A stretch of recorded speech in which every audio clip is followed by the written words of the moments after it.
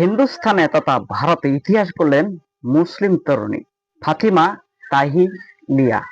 কেরালায় প্রথমবারের মতো ভারতীয় মুসলিম লীগের হয়ে বিধানসভায় জায়গা করে নিয়েছে 34 বছর বয়সী মুসলিম তরুণী ফাতিমা তাহিলিয়া।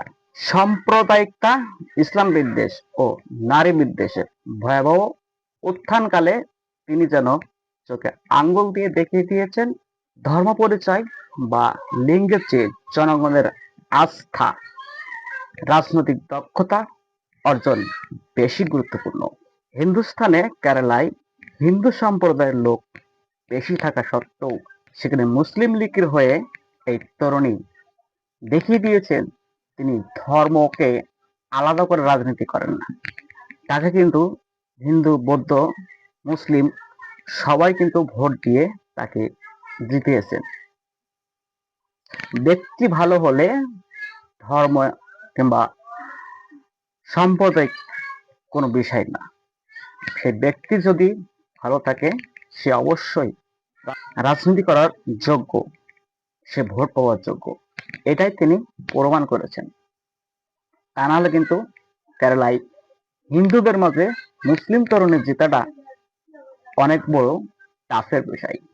যেমনটা পশ্চিমবঙ্গে 17 বছর যাবৎ মমতা চট্টোপাধ্যায় রাজত্ব করেছেন, কিন্তু এবারের বিধানসভায় কিন্তু বিজেপি জিতে গেছে।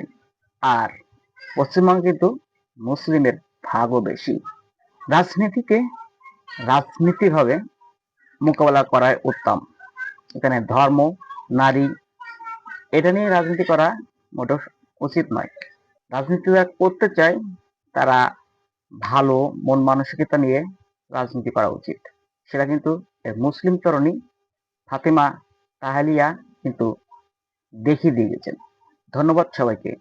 এই ভিডিওটা ভালো লাগলে লাইক করবেন এবং শেয়ার করে আরেকজনকে দেখার সুযোগ করে দিবেন।